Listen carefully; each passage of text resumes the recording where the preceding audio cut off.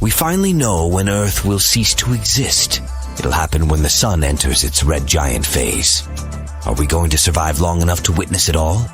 Let's figure it out. In 5.4 billion years from now, our star, which is a yellow dwarf at the moment, will run out of hydrogen in its core. The sun's core will heat up and become denser, causing the star to grow in size and turn into a red giant. The expanding sun will get so huge that it'll encompass the orbits of Mercury, Venus, and probably Earth. Even if our planet survived being consumed on the spot, it'd still end up so close to the heat of the newly born red giant that it'd scorch our planet. No life would be able to survive there. At the same time, there might be another outcome. As the sun expands, Earth's orbit might change too. You see, when our star reaches the final stages of its stellar transformation, it will lose unimaginable amounts of mass through extremely powerful stellar winds. It'll keep growing and losing mass, making the planets of the solar system spiral outward. So can it help Earth escape its dooming grasp? According to astronomers' calculations, our planet will not survive the expansion of the sun in any case. By the time our star reaches its largest radius, which is going to be 256 times its current size, it'll be down to a mere 67% of the mass it has now, and the expansion process will be very rapid.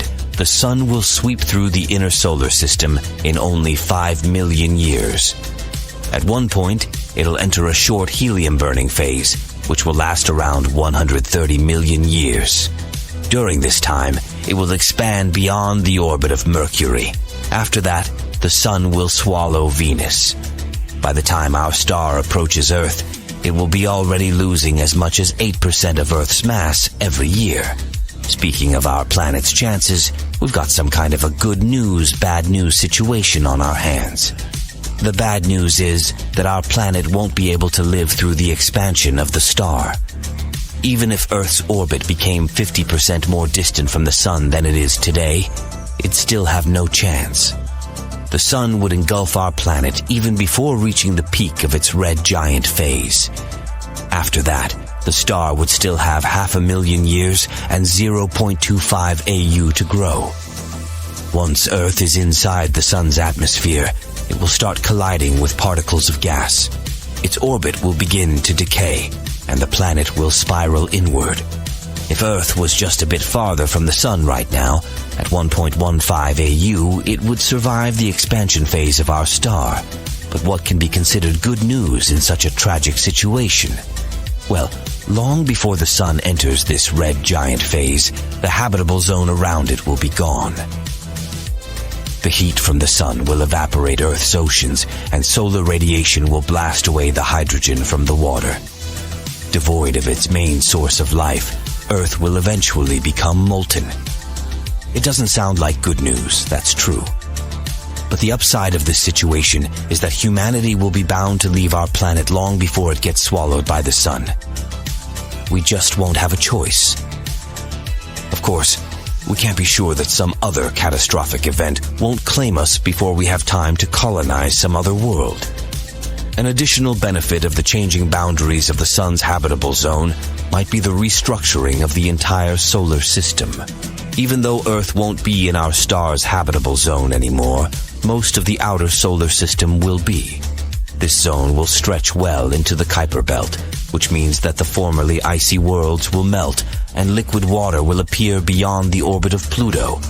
So maybe that's where our new home will lie.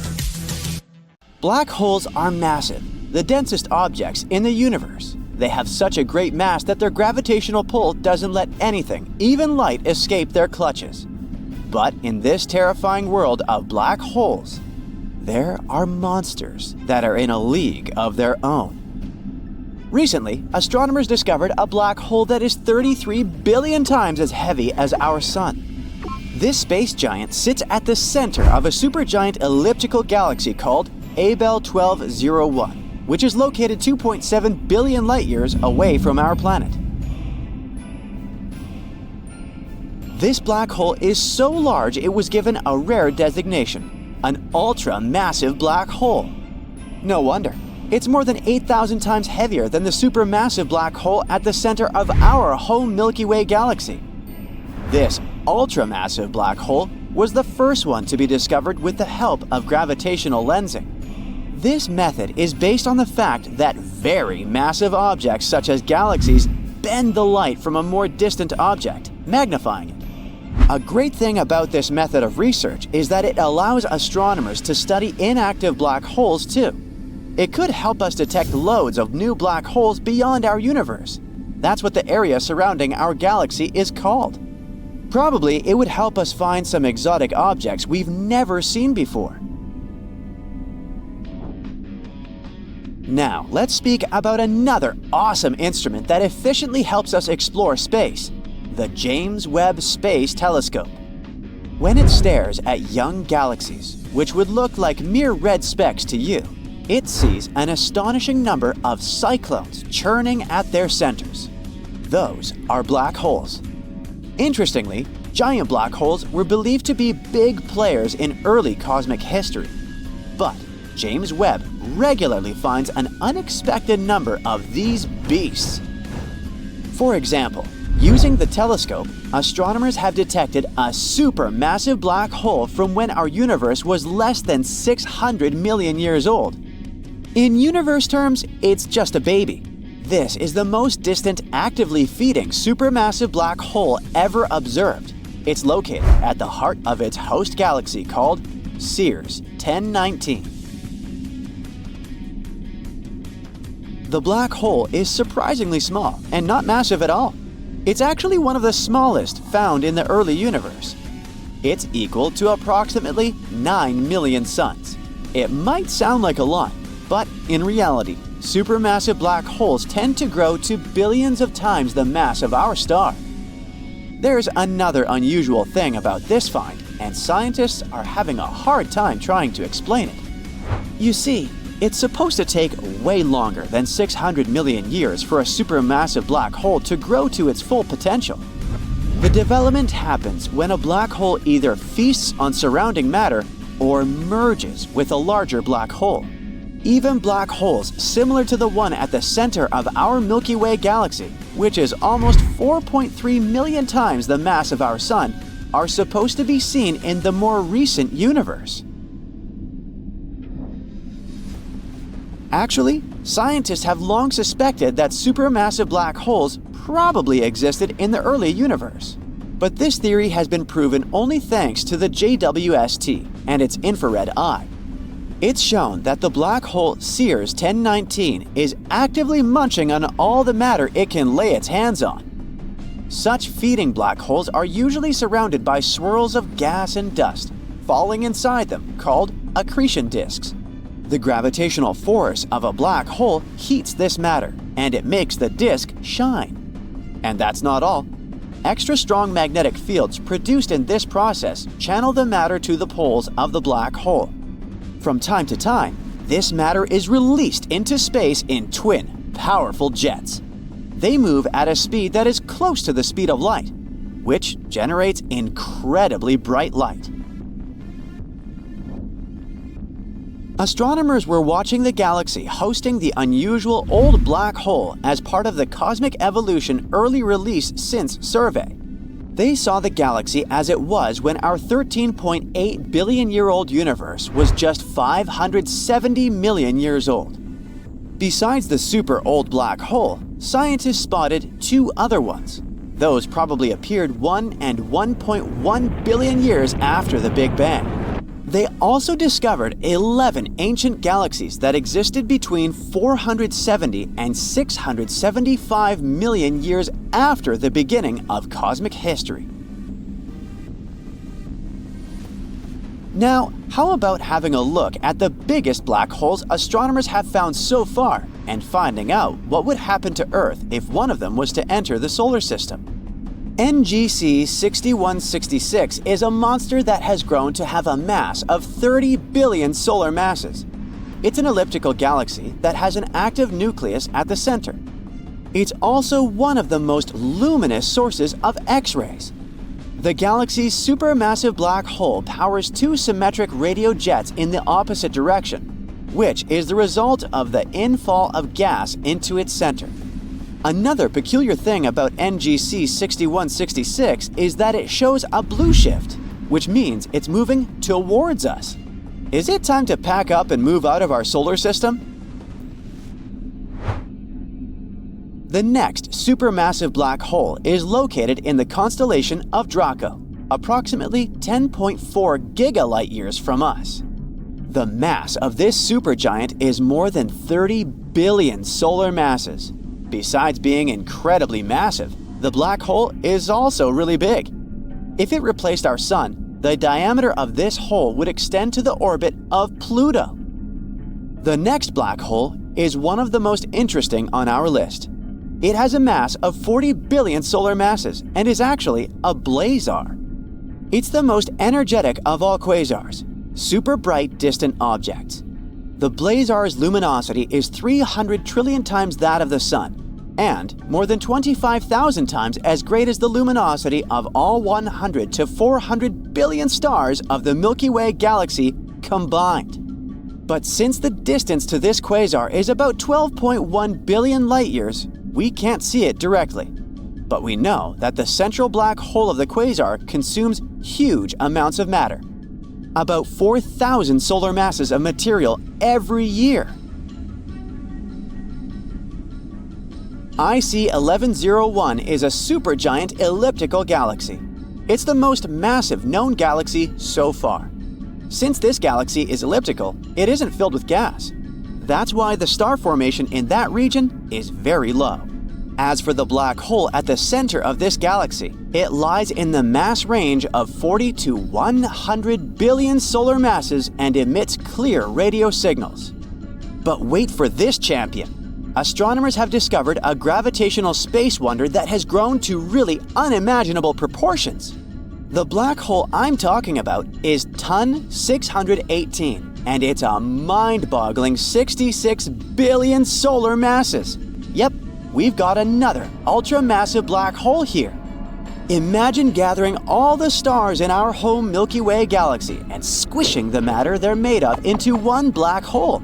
And it still won't be enough to create a TON 618.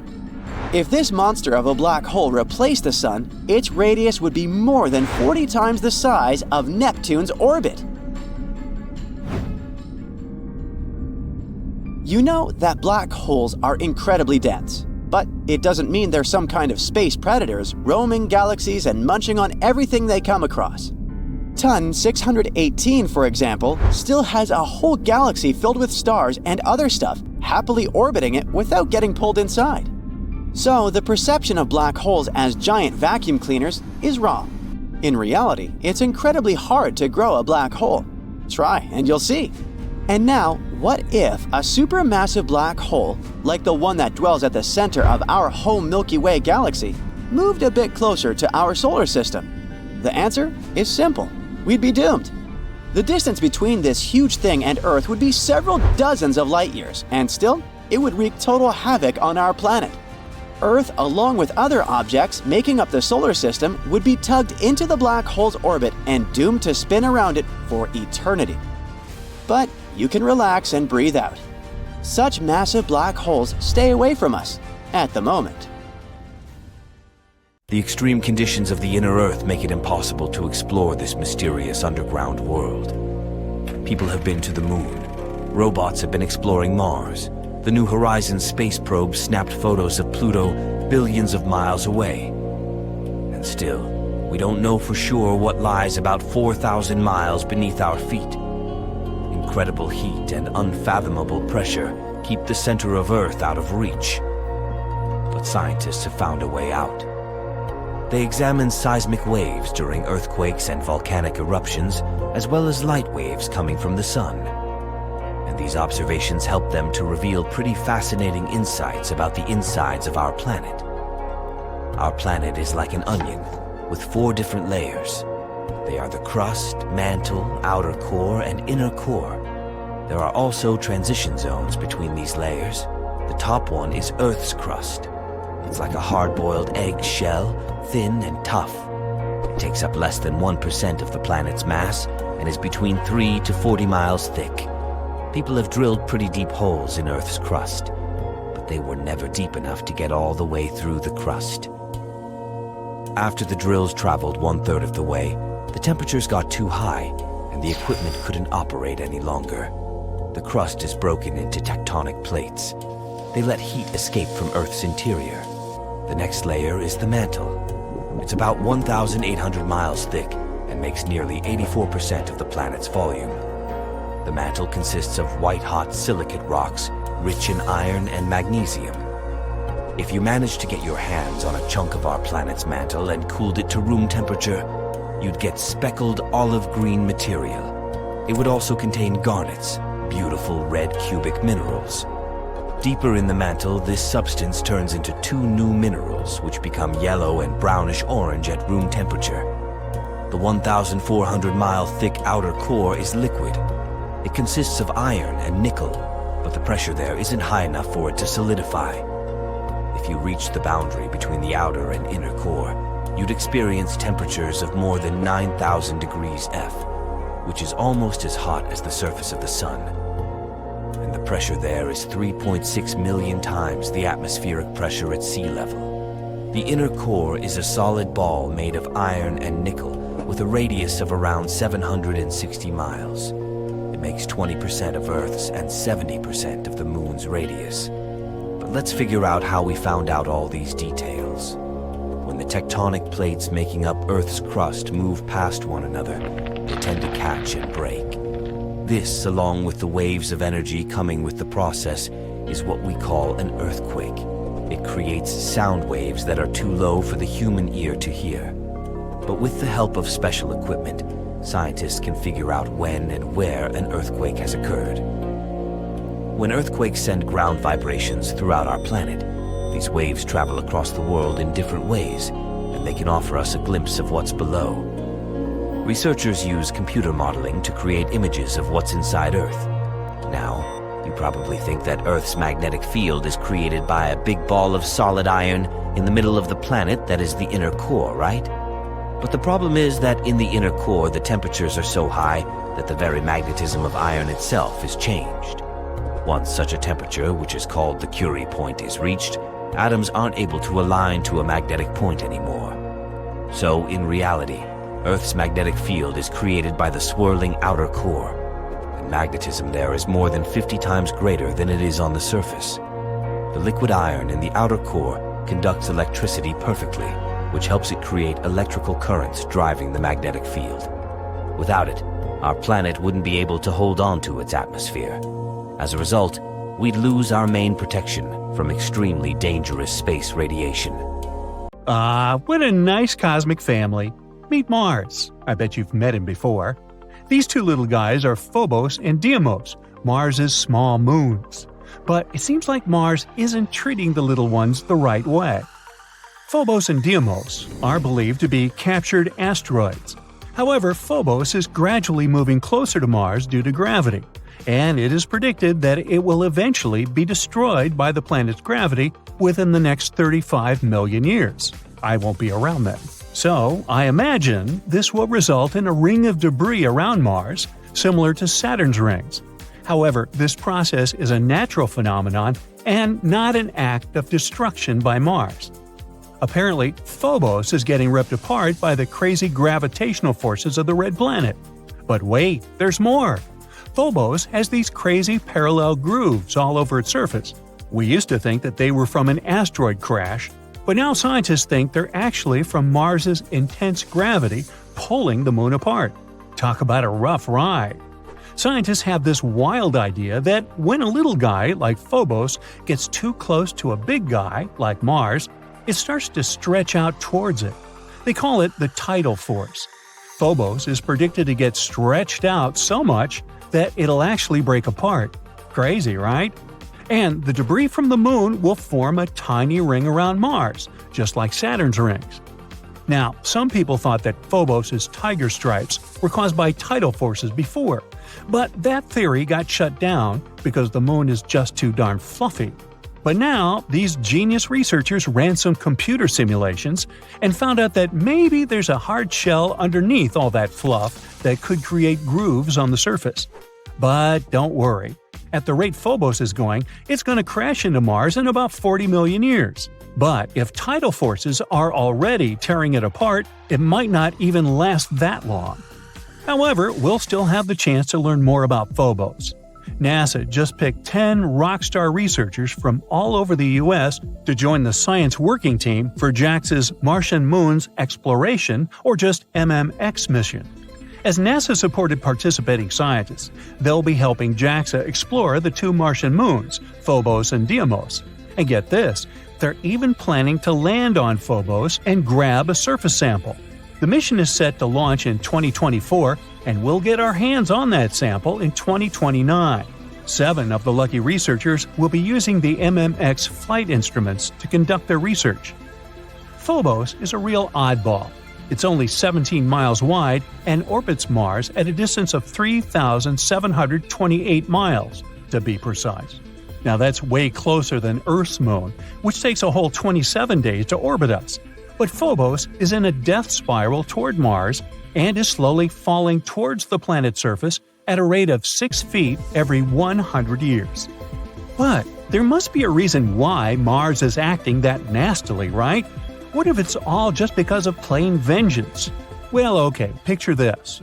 Mars is minding its own business, being all hot and watery like a young Earth. It's got a sweet magnetic field that's protecting it from cosmic radiation and keeping its atmosphere nice and thick. Hey, life is good. But then, at least 20 asteroids, each the size of a small country, come crashing down on Mars like a giant game of cosmic whack-a-mole. One of them even leaves a crater that's almost 2,000 miles wide. Now imagine how Mars must feel with 2 asteroids being its moons after what other asteroids did to the red planet. All these impacts are like a massive punch to Mars's gut, and its already weak magnetic field is knocked out cold. The core gets all overheated and can't circulate properly, which means no more magnetic field to protect the planet. It's like as if you were wearing nothing at the depth of the Mariana Trench. If it were possible, you'd be defenseless and chilly. It's basically what happened to Mars. So now, poor Mars is out there in the cold, unprotected from all those nasty cosmic rays. It's like going outside without sunscreen. Not a good idea. But at least we can learn from Mars's mistakes and make sure Earth doesn't have the same fate.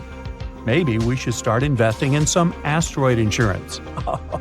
But trust me, the red planet isn't mean at all. It's actually pretty friendly.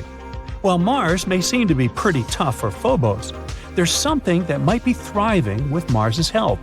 So get this, a team of scientists found a way to grow rice on Mars. Yep, you heard me right. They used MMS, not the outdated way to send pictures, but a special soil called Mojave Mars Simulant. It's supposed to mimic Martian soil. And here's the catch, Martian soil has these nasty percolate salts that can be toxic for plants. So the team grew 3 types of rice, 1 normal and 2 gene-edited with mutations that make them better at handling stress like drought or salinity. And guess what? The mutant strains were able to root in soil with 1 gram of percolate per kilometer. Take that, Martian soil. But hold up. The rice grown in the MMS didn't turn out as great as the ones grown in regular potting soil. So the team decided to mix 1/4 of the potting soil with the Martian simulant, and looky there, the plants started developing better. Now these scientists aren't just thinking about feeding Martians. They also want to see if their findings can help grow crops in places on Earth with high salinity. And get this, the whole project started when 2 researchers met for coffee and decided to try growing plants together. Well, isn't that nice? I suspect you're about to say, hey, but if you want to grow rice on Mars, you have to ship insane amounts of water from Earth, and it's not easy to quench this plant's thirst. You're right. You need about 449 gallons of water to only grow a pound of rice. But guess what? Scientists made a groundbreaking announcement at the Lunar and Planetary Science Conference in Texas. They found a relic glacier near Mars's equator. That's right, water ice on Mars, even near the equator. This is huge news, and could mean there's even more ice just below the surface. It's not just any glacier, it's a relic glacier that's estimated to be 3.5 miles long and up to 2.5 miles wide. It's like the size of a small town. It's got all the features of a glacier, including crevasse fields and moraine bands. But get this, it's not actually ice. It's a salt deposit that formed on top of the glacier while preserving its shape. So, how did this salt deposit form? Well, it turns out that volcanic materials blanketing the region might have something to do with it. When these materials come into contact with water ice, sulfate salts may form and build up into a hardened, crusty layer. Over time, erosion removed the volcanic materials, exposing the sulfates and revealing the glacier's unique features. This glacier is young, likely from the Amazonian geologic period. That means that Mars has had surface ice in recent times. Who knows what other icy secrets Mars is hiding? But hold your horses, there's still more research to be done. Scientists need to figure out if there's still water ice preserved underneath the salt deposit, or if it has disappeared entirely. And if there is still water ice at shallow depths near the equator, that could have major implications for human exploration. Imagine being able to extract water from the ground at a warmer location. That would be a game changer. So let's see what else these scientists uncover about our favorite red neighbor. Maybe someday we'll even get to visit that Salt Glacier statue in person. See you next time. Okay, people, hold it down. End of the world, take one. Anytime, Sydney. At first, it looks like kind of a fireball. It grows bigger and bigger by the minute. Soon, it seems to be larger than the sun. People are frozen to the spot with their eyes glued to the sky. They haven't realized yet they have to run for their lives. Not that it's going to help. The asteroid slams into the planet with enormous force. It doesn't stop moving until it gets through the crust to a depth of several miles. Thousands of cubic miles of solid rock instantly turn into vapor. Everything and everyone close enough to see the crash don't live longer than a few seconds. The ground around the impact crater is covered with thousands of feet of hot ash, grit, and rubble. Mere seconds after the collision, grass, trees, and shrubbery for many miles away burst into flames. But that's not all. The crash sets off a series of natural disasters, like tsunamis. What didn't burn down within the first several minutes gets flooded. In some places, tsunami waves are higher than 1,000 feet. Earthquakes start to shake the planet. Less than an hour after the asteroid crashed into the planet, a gust of wind whips through the world. Its speed is more than 600 miles per hour. The hurricane flattens down everything that is standing and scatters debris for miles around.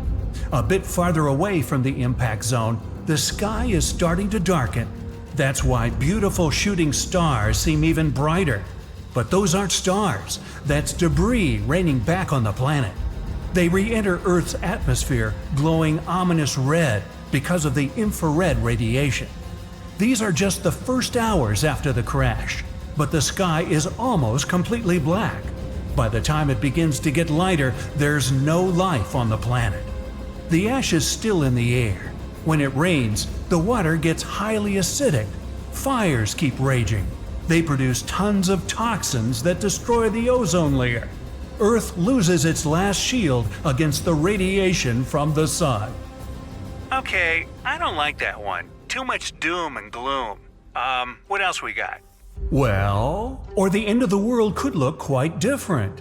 One day, a rogue planet might push Earth out of the habitable zone and into an extreme orbit farther from the sun. The climate all over the planet starts getting colder and colder. It becomes impossible to live close to the poles. All life gathers near the equator. Quite soon, half of the planet turns into an icy desert. There's a lack of food and other resources. It's getting darker and darker. There's not enough light for plants to get energy. They wither, and animals that used to feed on them can't find food and go extinct. The farther our planet is from the sun, the weaker the star's gravitational pull on our planet is. In the end, our beautiful Earth gets too far away from its main source of light and heat. It turns into a lifeless piece of rock covered with a thick layer of ice. Nah, I don't like that ending either. Leaves me cold. Anything else? Or the sun might expand and turn into a red giant. If it happens, it'll change the entire habitable zone of the solar system. It starts when our star runs out of the hydrogen in its core.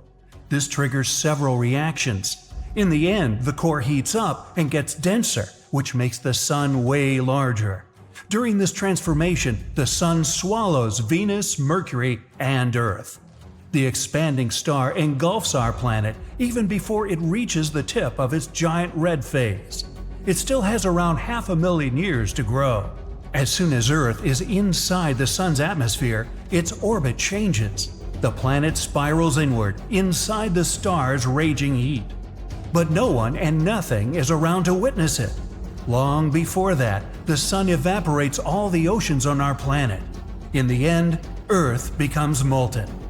Molten, huh? Nah, that's too hot to try. Try again. Okay. Or it might be something vastly different. People all over the world wake up in the middle of the night. It's as light as in the morning, but it's not sunlight. The skies are illuminated with countless auroras, red, green, purple. They appear even in the regions where no one has seen them before, like the Bahamas, Jamaica, or Hawaii.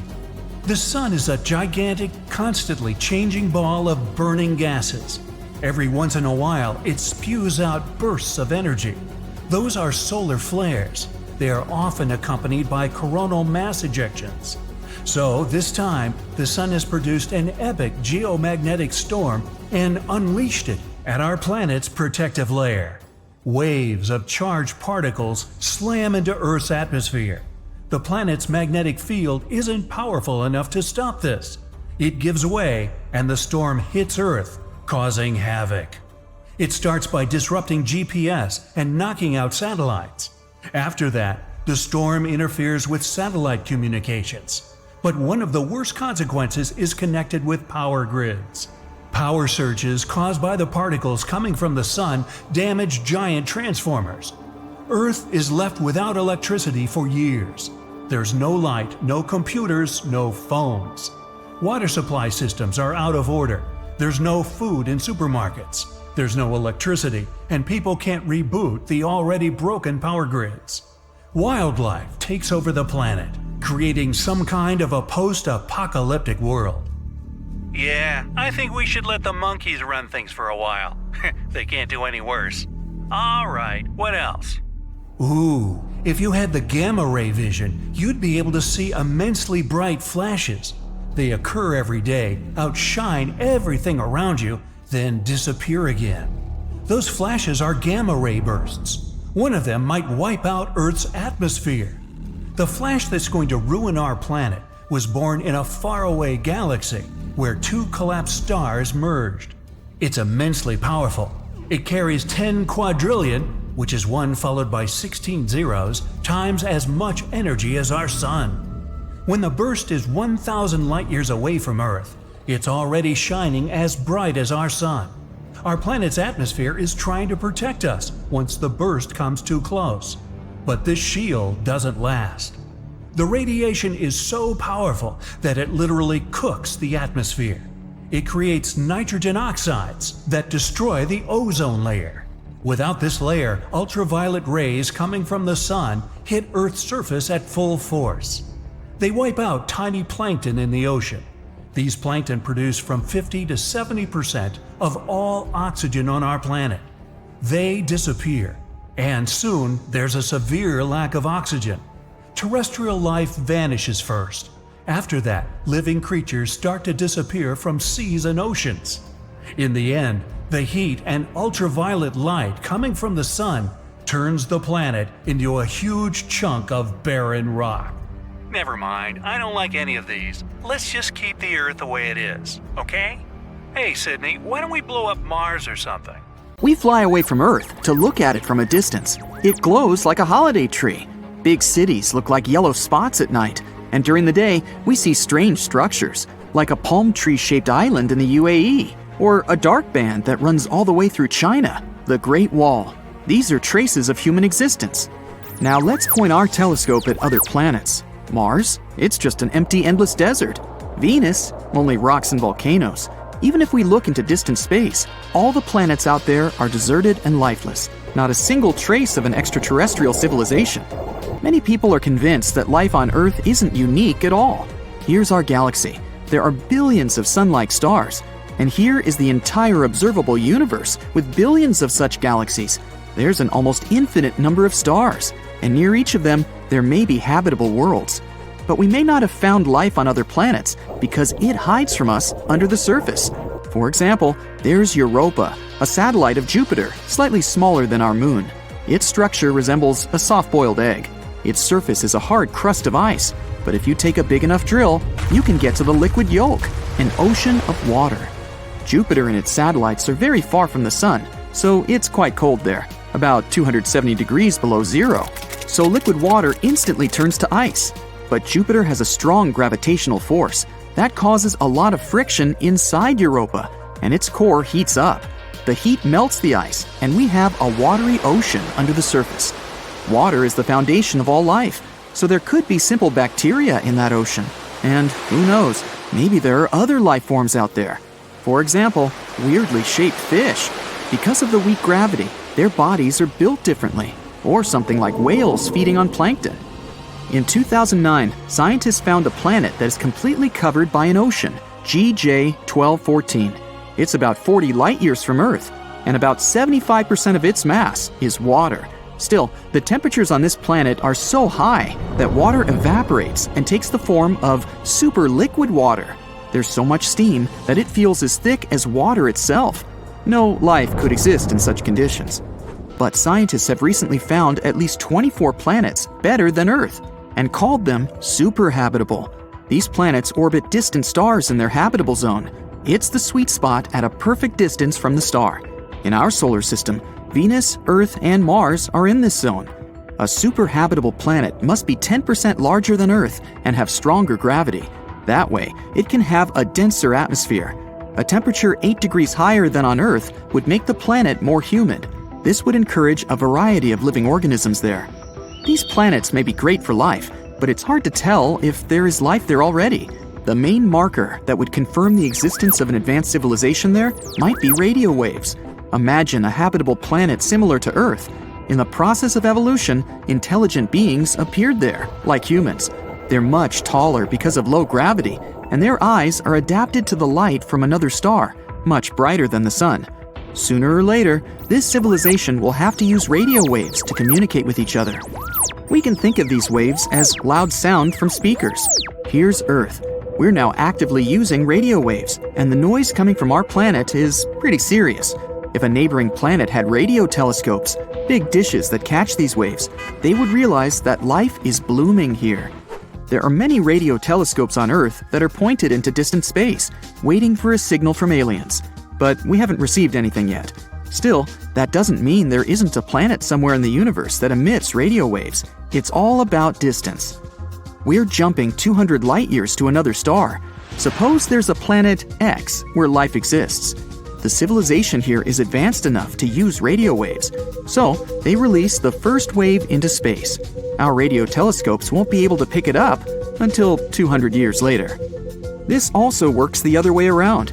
Radio communication on Earth has only existed since 1895. Our radio signal won't reach Planet X until 2095, and only then the aliens will hear our voice. But this radio noise doesn't stay for long.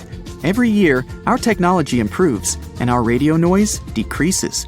We're beginning to use mobile communication, cable TV, and fiber optics. This all reduces the volume of our planet in the radio spectrum, and soon it will simply become invisible to other planets. The same thing is happening on the other side. So, the radio waves coming from civilizations are a brief blip on the cosmic scale, and we can't accept radio silence as proof that extraterrestrial life doesn't exist. A giant telescope, which could take a direct photo of a possibly inhabited planet, would change the situation. We zoom in on the photo, and there it is! We see alien cities with tall buildings and lots of antennas. But now, we can't look that far away. We can take pictures of Mars and its satellites, and even their quality misleads us. For example, Cydonia. It looks just like a human face on Mars. We thought there used to be an ancient civilization there that made some sort of sculpture or memorial.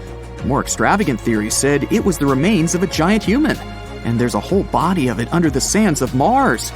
But in fact, it was just a hill. Strong winds blew out some hollows there, and when there was a shadow in those hollows, we took them for human eyes and a mouth. Or a monolith on Mars' satellite Phobos. We found a smooth rock there that was almost as tall as the pyramid of Cheops. The news has spawned many theories about the civilization that built it, but it turned out to be no more than a rock. The infinite number of stars and worlds around them almost guarantees the existence of other civilizations, so why wouldn't they come to Earth, right?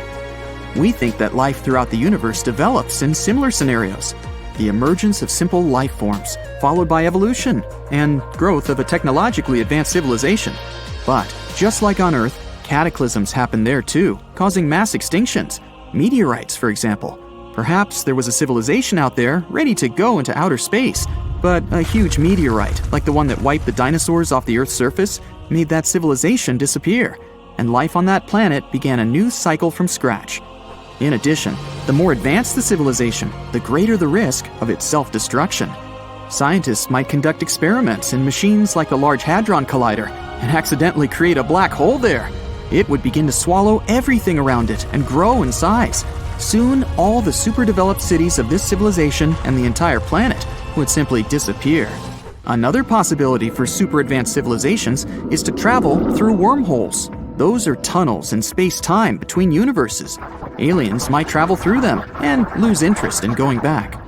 But it's also possible that life on Earth is unique. That's because our planet was formed thanks to a number of incredible coincidences. The first is the location of our solar system in the galaxy. In the Milky Way, there are constant fireworks of exploding supernovae. The radiation from these explosions destroys everything around it at great distances. Our solar system is right in the sweet spot of the galactic orbit where we're safe from such explosions. Another factor is the moon. One theory of the formation of the moon says that about 4.5 billion years ago, a meteorite the size of Mars crashed into us. If the impact had been straight, the Earth would have just broken apart. And if that meteorite had only scratched the Earth, the pieces would have just flown away. But the collision occurred precisely so that part of the meteorite remained in Earth's orbit and formed the moon. Then, the moon stabilized the Earth's rotation and heated our core with gravity. Only then, our planet developed a magnetic field, which protects us from the solar wind. Other scientists believe that life outside Earth may be biochemically different. Carbon and water are the basis of our bodies, but carbon could be replaced with silicon or phosphorus, and water could be replaced with ammonia or methane. These atoms could form molecules of different shapes and perhaps assemble into a living organism. Life based on such elements would be unlike anything seen on Earth. Saturn's iconic rings will disappear in less than 2 years. Soon, we won't be able to see Jupiter's Great Red Spot. Pluto's atmosphere might vanish any day now. Even the universe itself could be slowly evaporating right at this moment. But let me start from the very beginning. Saturn's rings won't vanish forever, at least in the near future, but they will seemingly disappear from view. This phenomenon is caused by the planet's tilt as it orbits the Sun. As a result, the eye-catching rings adorning the gas giant will get invisible to stargazers in 2025. This outrageous disappearance occurs because Saturn's thin rings turn edge-on. It's like holding a sheet of paper horizontally at eye level parallel to the ground so that only the edge of the paper can be seen. Something similar happens to the gas giant's rings. As the seasons on the planet progress, instead of the southern side of the rings tilted our way, we start seeing the northern side. But then the planet tilts again, revealing the southern side once again. Such a ring plane crossing happens every 15 years when our planet passes through the gas giant's ring plane. The last time this phenomenon occurred was in 2009. Afterward, the rings gradually became visible again over the course of several months. This time, the rings will be on edge in March 2025. Then they will slowly come back into view and disappear again in November of the same year. Soon after that, the rings will reappear, first becoming visible to the largest telescopes, later for everyone else to see. At the same time, further into the future, the rings might cease to exist for good. astronomers have concluded that Saturn's rings, which mostly consist of ice and rocky dust from smashed asteroids, are younger than we thought. They're losing tons and tons of mass per second all the time, and it's likely to be a few 100 million years at most before they vanish completely. Let's move to the Great Red Spot on Jupiter.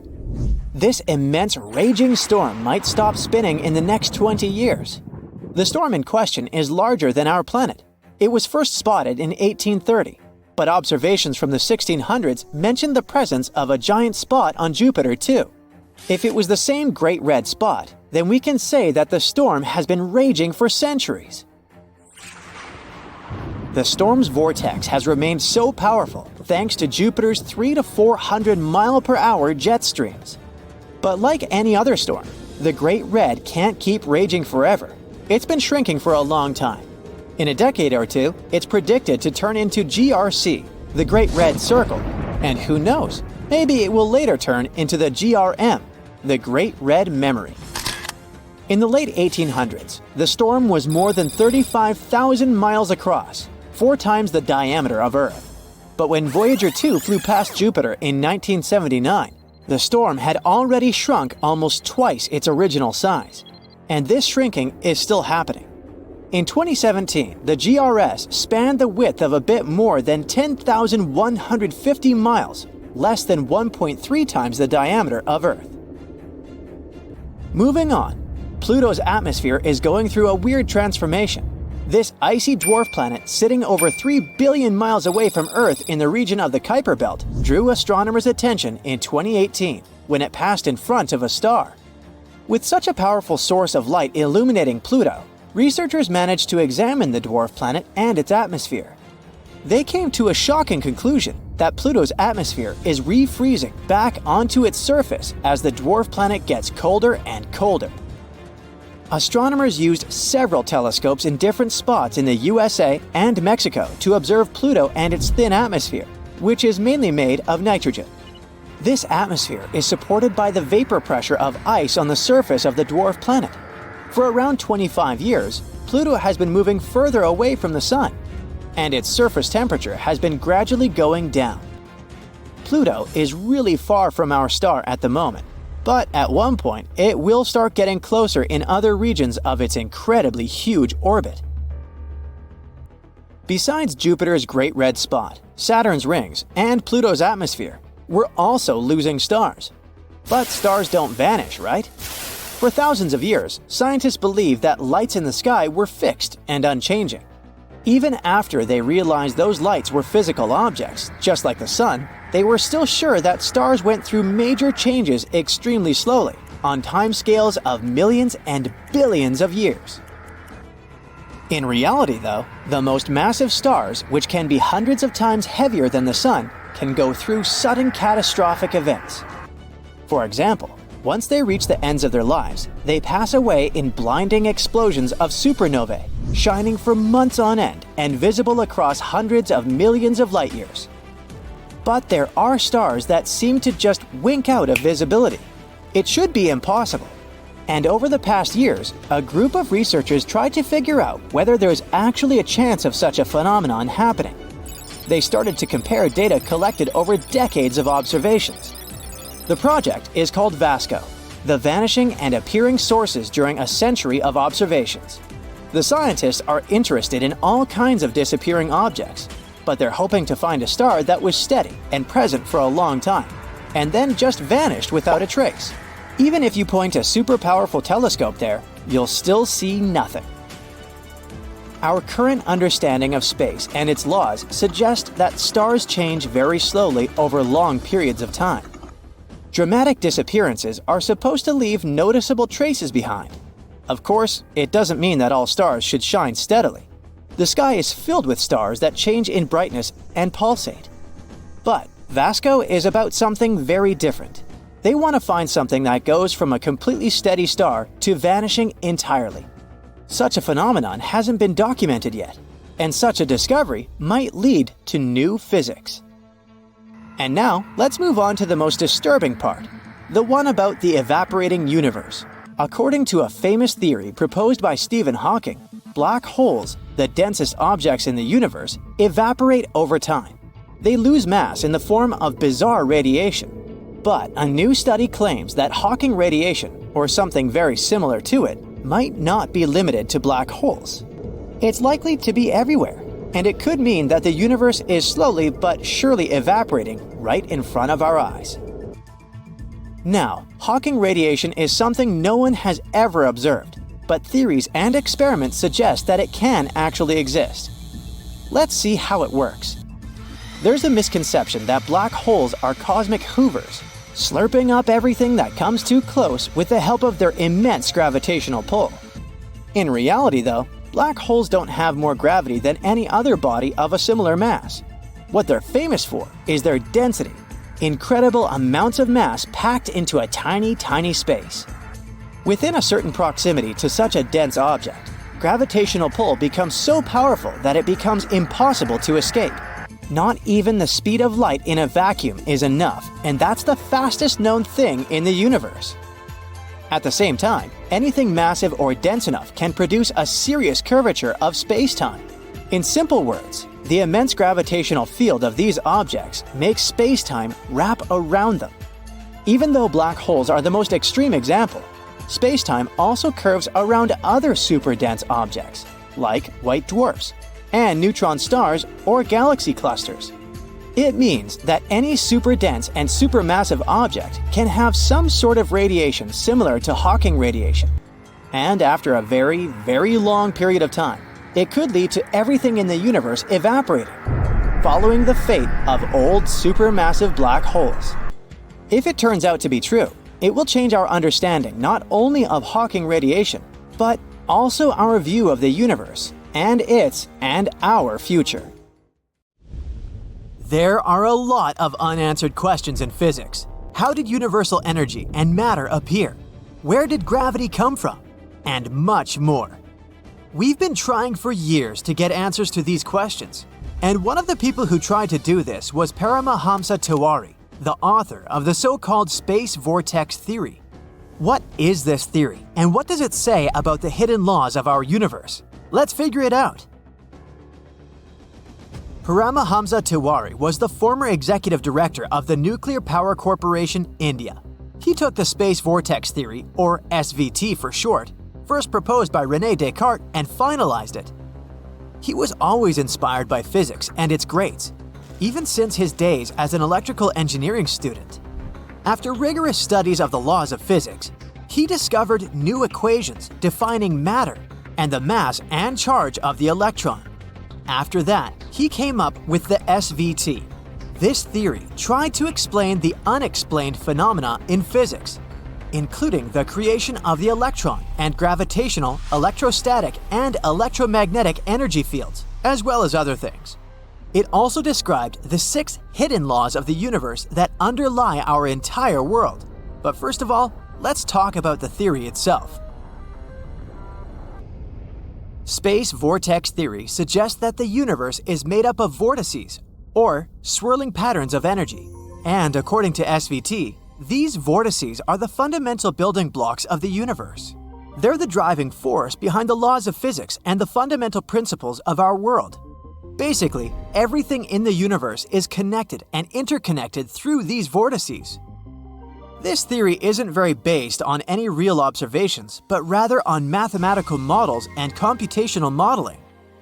For example, some computational models showed how these vortices work in hydrodynamics and plasma physics. They showed that vortices in such systems can have a central point of attraction and can be interconnected. Other models were used to study how the energies inside the vortices move and how they can create different frequencies and vibrations. But some experts have criticized SVT for using only models and simulations. The biggest criticism is that this theory can't actually be tested. It relies on mathematics and not on some experimental data. That's why it's not accepted as a mainstream scientific theory. But it's still quite interesting and provides a unique perspective on the universe and our understanding of the laws of physics. For example, according to SVT, the universe has some underlying hidden rules that cause the creation of fundamental matter, their assembly, and movement. What are these laws and what do they say? Well, let's take a look at them. Law 1. The universe has only one primordial entity, space, i.e. absolute vacuum, that structures matter. This law states that space is the fundamental building block of the universe and that it's responsible for structuring matter. It suggests that space is the fundamental entity that creates and maintains the structure of matter, and that all matter in the universe is made up of the same fundamental particles, like electrons and positrons. Let's try to put it in simple words. Imagine that the universe is like a big Lego set. Just like how all the Lego bricks are made up of the same basic building blocks, the universe is made up of the same fundamental building blocks too. And these blocks are called electrons and positrons. But what holds these blocks together? Space, of course. Space gives it shape and structure, just like how the plastic container holds all the Lego bricks together in a set. So, the first law states that space is the fundamental building block that structures matter and holds everything together in the universe. Law 2. Matter is constituted with multiples of only one kind of fundamental particles, electrons and positrons. This law states that all matter in the universe is made up of the same fundamental particles, the electron and positron. These two are the Lego blocks we've talked about before. And according to the second law, these tiny invisible particles make up everything from a tiny atom to a giant galaxy. Just like no matter what the shape or size our Lego build is, it's still made up of the same building blocks. Law 3. The field distribution in space, as recognized by contemporary physics, linked with and emanating from matter, are effects arising from only one fundamental field in space. This law states that the fields recognized by contemporary physics, such as the electromagnetic and gravitational fields, are effects arising from a single fundamental field in space. It suggests that this fundamental field is responsible for creating everything that we observe in the universe. So let's try to put it simply. This time, imagine that the universe is like a big playground. All the different fields we observe, such as the gravitational and electromagnetic fields, are like different games we play in there. But no matter what we play, we're still in one fundamental space. This is the playground itself. It's the base that holds everything together. According to the third law, without the playground, we wouldn't be able to play any games. And without this fundamental field in space, we wouldn't be able to observe any fields in the universe. Law 4. There is no void in space anywhere in the whole universe except at the centers of the fundamental particles of matter, electrons and positrons. This law states that there's no truly empty space in the universe and that all space is filled with the fundamental field, the one we talked about before. It says that electrons and positrons can be found everywhere, and even the things we consider to be empty, like vacuum, are actually full of tiny particles.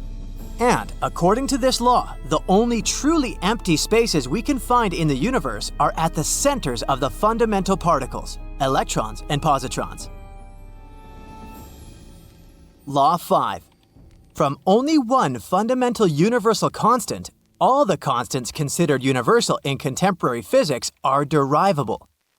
This law states that all the constants considered universal in contemporary physics can be derived from a single fundamental universal constant. It suggests that all the constants in physics are interconnected and can be explained by a single fundamental principle. I know you've been doing a lot of imagining lately, but bear with me. This time, please imagine the universe as a big recipe. All the constants in physics, such as the speed of light, the gravitational constant, and the Planck constant, are like the ingredients. They're very different and there are tons of them. But just like how all the ingredients in a recipe are interconnected and come together to make one dish, all the constants in physics come together to make the universe. And just like how a recipe has a main ingredient that holds everything together, physics also has a single fundamental constant that holds everything together. Law 6. The spatial structure of submicrocosmic fundamental matter is repetitive uniformly in the spatial structures of macrocosmic bodies like planets, stars, and galaxies. This law states that the structure of the fundamental particles that make up matter is repetitive and uniform across all scales, from subatomic particles to macrocosmic bodies like planets, stars, and galaxies. It suggests that the same fundamental principles govern the structure of matter at all scales. Let's go back to the analogy with the recipes and cooking. Using different ingredients and combining them in different ways, the chef can create new dishes. These will all be different dishes and they can be very simple or very complex. But when creating them, the chef still applies the same basic rules and knowledge they have, right? And just like that, the universe also creates different structures, from atoms to planets, stars, and galaxies. But it still uses the same fundamental principles to create all these things. So, this law suggests that the structure of the fundamental particles that make up matter is repetitive and uniform across all scales. These are the 6 fundamental laws of the universe according to the SVT, and even though it's not accepted by mainstream science, it's still a pretty interesting concept.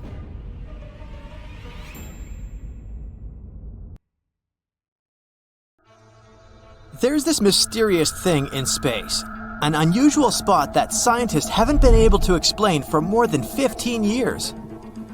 There are different theories, and one of them says that maybe this is an imprint from a collision with a parallel universe. Is this true? Well, let's see. Take a look at this map. This is the map of our universe. Well, not really. This is actually the map of cosmic microwave background radiation, or simply CMB. Many, many billions of years ago, there was a Big Bang. It was so powerful that it created our entire universe. And, of course, such an event couldn't occur without leaving some consequences. And these consequences are literally everywhere. The Big Bang left electromagnetic radiation, which we know as CMB. We don't notice it in our daily lives, but it's literally here, under our noses.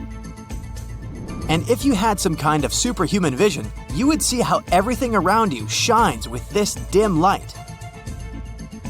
This radiation is very important. If we hadn't discovered the CMB, we would never have found out about the Big Bang. Previously, scientists believed that the universe had always existed. There was no beginning and there was no end. It sounded pretty ridiculous to us now, but less than a century ago, people were absolutely sure of it. Stephen Hawking was one of the first scientists to guess that the universe did, in fact, have a beginning. The guy was so cool that he realized this as a student while working on his doctoral dissertation. But unfortunately, he had no proof. If there was such a strong bang billions of years ago, then where are the traces? Where's the proof? Laughed people who believed in the eternal static universe theory. But don't worry, they had the proof rubbed in their faces real soon. In 1965, astronomers Arno Pienzas and Robert Wilson discovered CMB, and that was the first grandiose proof of the Big Bang. It turned out that radiation was everywhere. We just didn't notice it. In fact, at first, Pienzas and Wilson themselves mistook it for the noise of a big city, or pigeons, or something else. For their discovery, which turned the world of science upside down, they received the Nobel Prize. Alright, so people learned that they were surrounded by electromagnetic radiation. Then they started collecting more data about it. They accumulated more and more info over the years until they made this very map. This is a map of CMB temperatures. But while creating it, scientists discovered something unusual. Let's take a look at this map. It looks like a large and diverse pattern of cold and warm places. But in reality, our universe is quite uniform. All temperatures on this map are close to negative 455 degrees Fahrenheit with very little difference. All temperature fluctuations between these places are small, and each tiny speck actually spreads over millions of light years. So everything in our world is pretty calm and stable, except for one point. This cold spot right here. Astronomers first discovered it in 2004. First, it looked like nothing unusual. It's just a region where the temperature is below average for a couple of microkelvins. But remember, we're not talking about a small area. This is a giant cold region. It's literally billions of light years in size. Wait, the scientists thought, this can't be true. The universe should be consistent everywhere. According to our standard model, this cold spot simply shouldn't exist. But it does exist though. This isn't just some mathematical error, it's right there. So what is this cold spot, and how did it appear? Astronomers have been trying to find the answers to these questions for years. Even now, we have only a few theories. So let's discuss them all. Theory 1. Cosmic texture.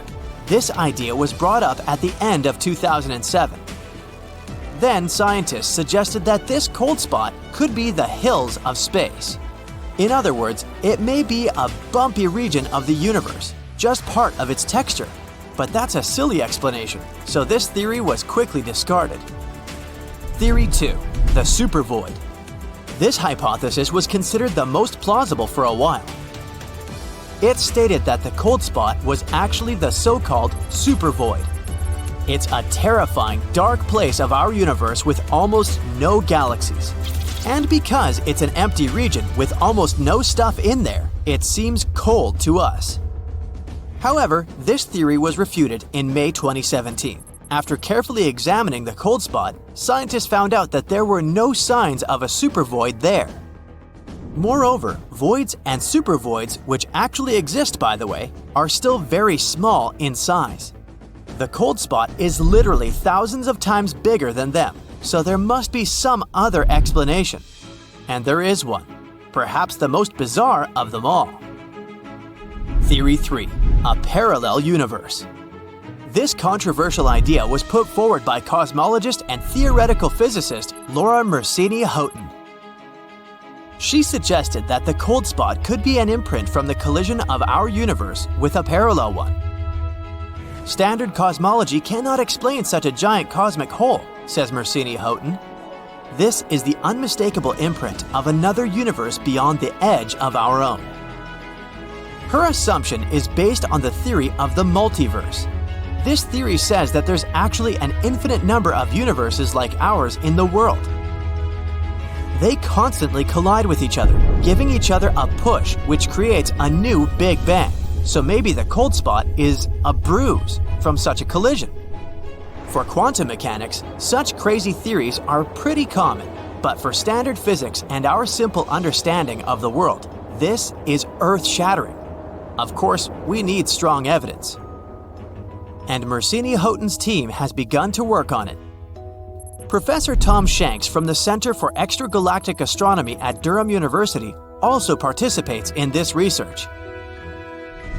The craziest sounding of the exotic models for the explanation of the cold spot, the multiverse is actually the most standard in terms of our current model of the universe, he wrote in one of his works. So, what evidence do we need? Well, our cold spot is located in the southern hemisphere. According to Shanks, if there really was a collision between two universes, we should find another cold spot, and it should be in the opposite northern hemisphere. If astronomers actually found it, this theory would be confirmed, and it'd become the first proof of the existence of a parallel universe. But it's not that easy. To find a second spot, we need the latest, highly sensitive telescopes. We also need to find out some info about the nature of dark energy, how it affects space, and, in other words, there's still a lot of work to do. Not so long ago, scientists actually believed they had discovered the second spot. Researchers from New Mexico thought they had found it in the northern hemisphere. But unfortunately, this is likely to be a mistake. The map these researchers used had a high measure of randomness, so it's possible that their discovery is just an accident caused by other voids. So basically, we haven't found another cold spot so far despite careful analysis. But again, even the best modern equipment is not perfect, and it doesn't mean that there's no second spot. It just means that we haven't found it yet. But if one day we did find it, it could change the world of science forever. We'd confirm not only the theory of parallel universes, but also the famous string theory. It could explain everything that occurs in our world. But if this happens, we'll get even more questions than we already have. How did these two universes collide? How does it all work? So far, it's all just guesswork. We can't claim that the cold spot is a print from the collision of parallel universes. But we can't refute this either. Actually, we may never know the truth at all. But it's still interesting to strive for it.